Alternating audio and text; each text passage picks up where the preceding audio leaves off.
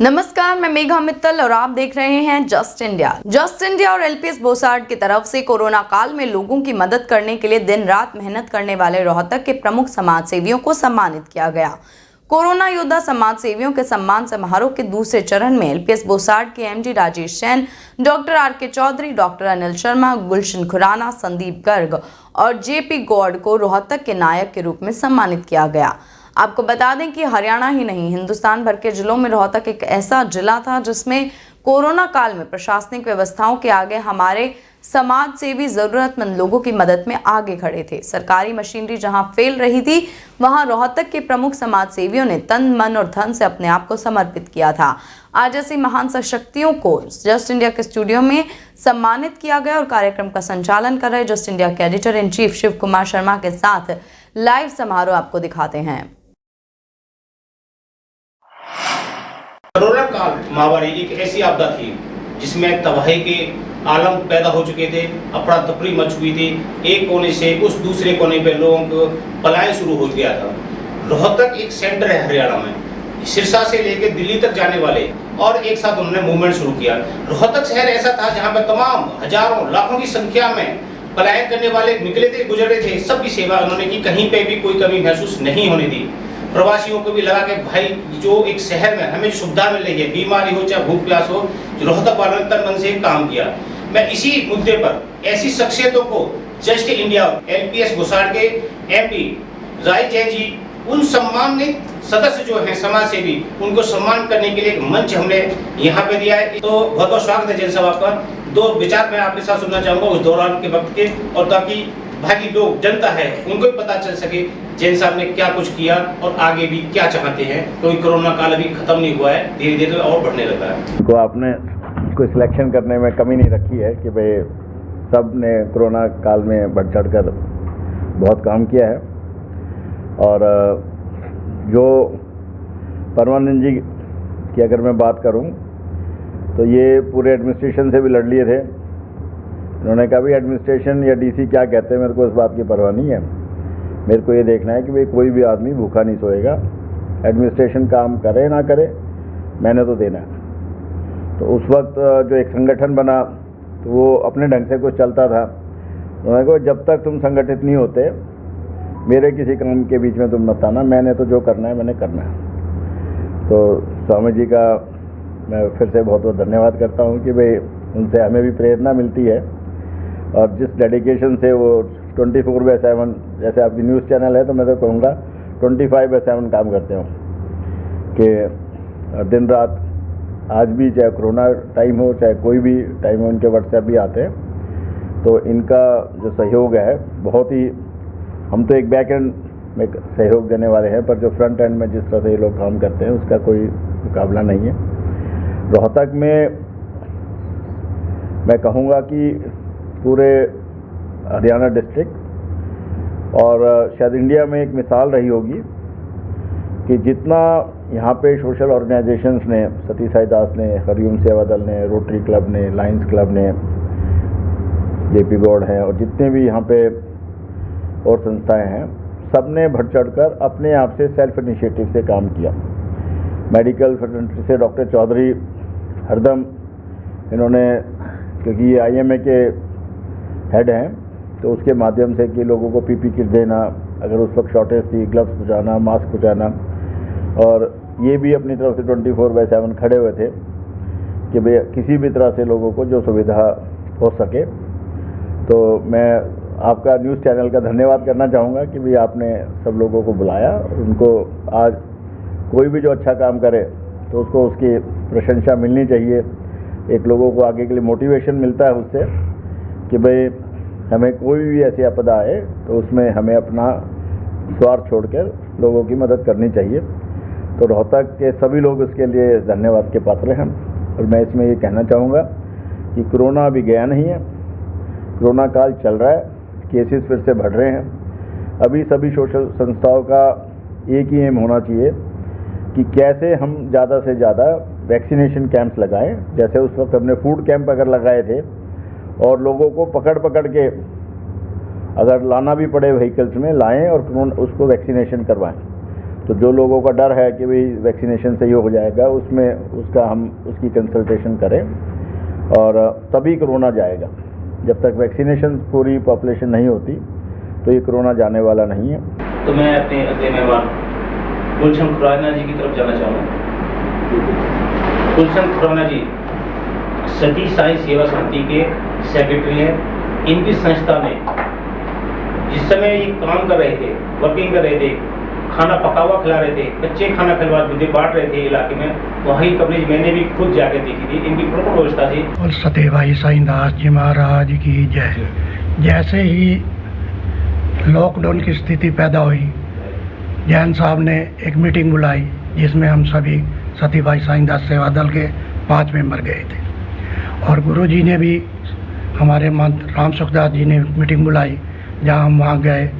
तो इन दोनों का यही एक ही मकसद था कि भाई लॉकडाउन लग जाए तो हम क्या करेंगे। तो एक ही मकसद था कि भाई किसी को कोई भी सामान चाहिए, खाने का, पीने की, दवाई, कोई कमी नहीं रहनी चाहिए। तो हमने सबसे पहले जैन साहब जी आए, राजेश जैन जी, इन्होंने हमारा कैंप का उद्घाटन किया, देखा। इन्होंने कहा भाई काम करो, किसी चीज़ की कमी नहीं आएगी। उधर से गुरु जी का आदेश आया कि भाई आपको किसी चीज़ की कमी नहीं, जो आदेश होगा आपका वो मिलेगा। तो हमने सहयोग से काम किया और लोगों ने बढ़ चढ़ के भाग दिया। प्रशासन ने पूरा साथ दिया। हमें कहीं भी किसी चीज़ के लिए कोई टोका टाकी नहीं की गई। जो चीज़ चाहिए जैन साहब अक्सर एक दिन छोड़ के हमारे पास आते थे और पूरी व्यवस्था चेक करते थे और आशीर्वाद देते थे, भाई बढ़ावा करो, काम बहुत अच्छा है, मैं तुम्हारे साथ खड़ा हूँ। गुरु जी भी अक्सर हर एक दिन बाद आ जाते थे और चेक करते थे। तो पूरा शहर सहयोग कर रहा था, जैन साहब अपना अलग से सहयोग कर रहे थे। इससे हमारे को प्रेरणा मिली और हमने ये काम किया। हमें भी उम्मीद नहीं थी कि हम इतना बड़ा काम हो सकता है और इतना भंडारा चल सकता है। गुरु जी का आशीर्वाद रहा, जैन साहब का सहयोग रहा, प्रशासन का सहयोग रहा, जिससे ये सारा काम हो गया। तो मैं आगे बढ़ूंगा। रोटरी क्लब से हैं नरेश जी। नरेश जी, किस तरह से आपकी क्लब रोटरी क्लब एक ऐसी संस्था है जो कोरोना काल नहीं, उससे पहले भी सोशल कामों में अगर बात की जाए तो उनके कामों में आगे बढ़ चढ़ कर काम करती रहती है। हमने सब अपने मेंबरों को इन्फॉर्म करके अपने फंड्स इकट्ठे किए और लोगों को जो मतलब जैसे और संस्थाएं थी उनसे मिल के हमने काम किया। उनको राशन प्रोवाइड किया, मेडिसन, सैनिटाइजेशन प्लस मास्क, ये हमने प्रोवाइड किए थे।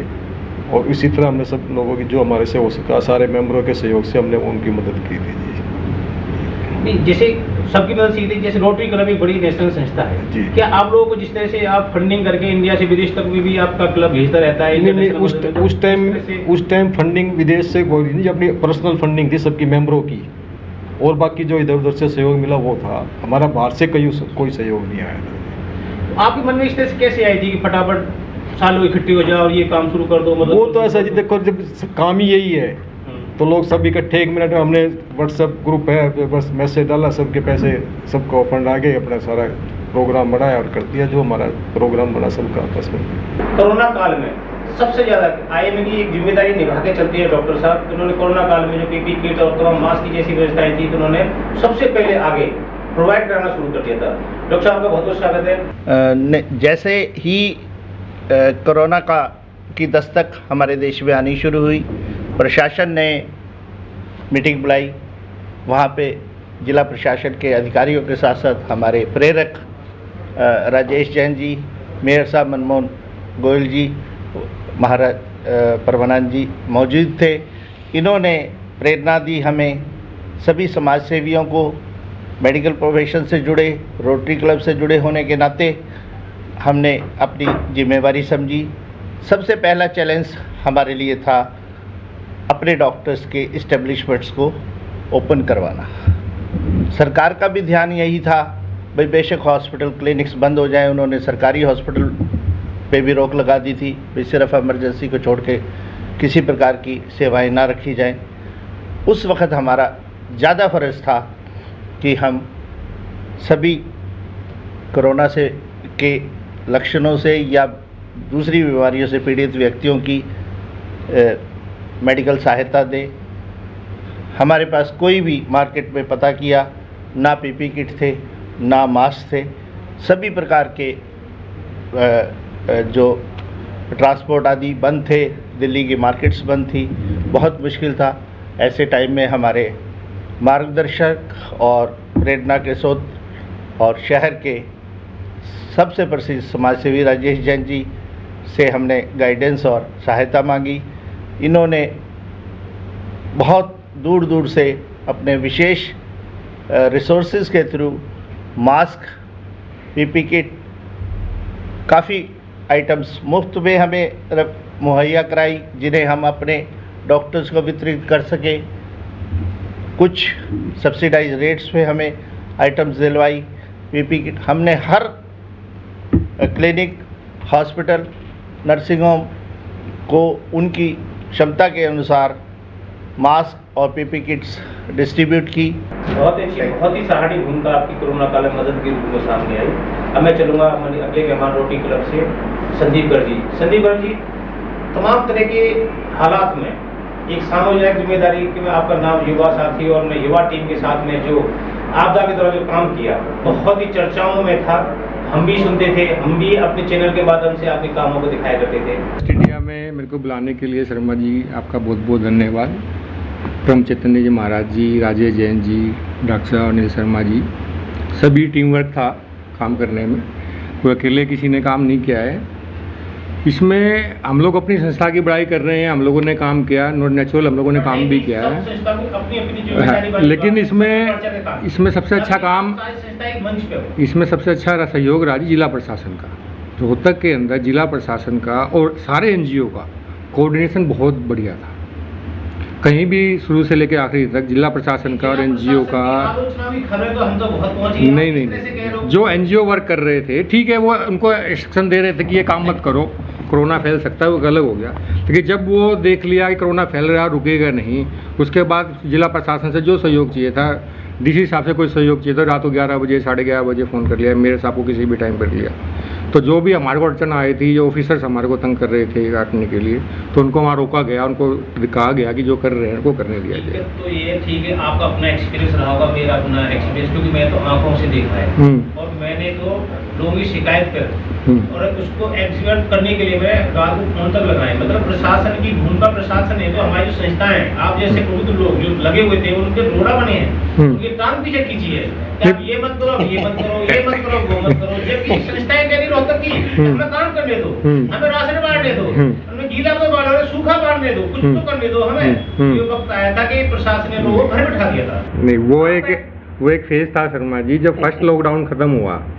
जब फर्स्ट लॉकडाउन हुआ, मोदी जी कहते 14 दिन तक सब जो वहीं रहे। लेकिन उसके बाद जब लॉकडाउन एक्सटेंड करा, जब अफरा तफरी का माहौल हो गया पूरे देश में कि लोग भूखे हैं, काम मिल नहीं रहा, बैंक खुले हुए नहीं है, लोग कैसे पैसे निकालेंगे, जब सारे एनजीओ सामने आ गए और खाना बांटना शुरू कर दिया। सरकार उसके लिए प्रिपेयर नहीं थी, पीपीटी किट नहीं थी, मास्क नहीं थे, ग्लव्स नहीं थे।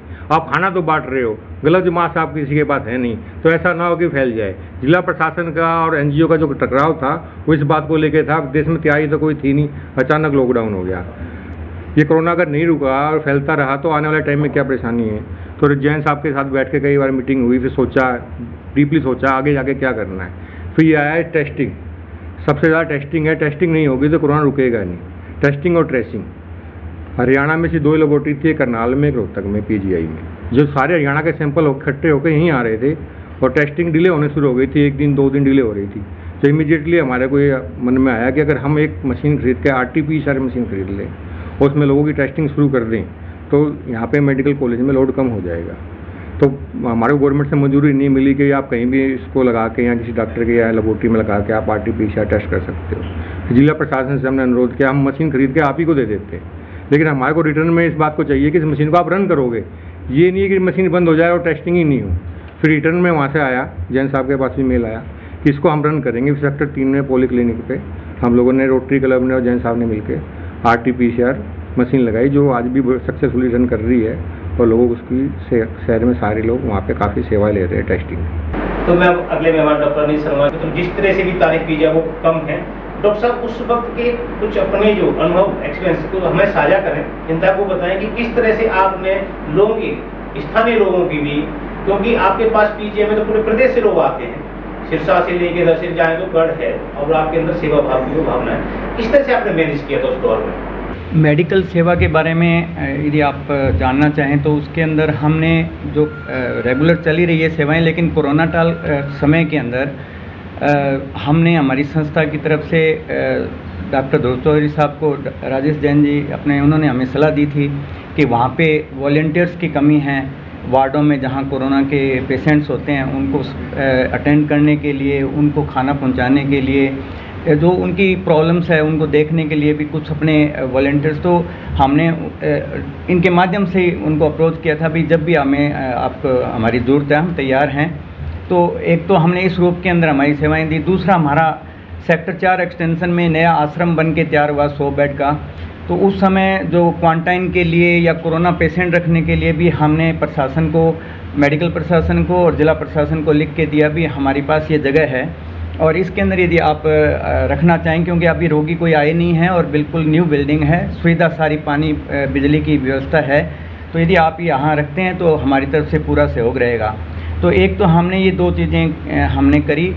उसके अलावा जो बाकी जैसे बाकी संस्थाओं ने सेवाओं का कार्य प्रारंभ किए, तो उसमें हमारे जैन साहब सरप्रस्त हैं हमारी संस्था के, तो इनके मार्गदर्शन में और इनके सहयोग से, क्योंकि शहर के भामाशाह हैं और इन्होंने जो है सारा का सारा जो कार्य है आर्थिक सहयोग जो मिलता रहा इनका, तो उसको लेकर हम बड़े उत्साहित रहे। इन्होंने कहा कि भाई आप जितनी सेवा कर सकते हो, आपके वॉलंटियर जितने कोने में शहर के पहुंच सकते हैं, आप पहुंचो वहाँ तक और मैक्सिमम आप लोगों को जो जहाँ ज़रूरतमंद है वहाँ पहुँच ये करो।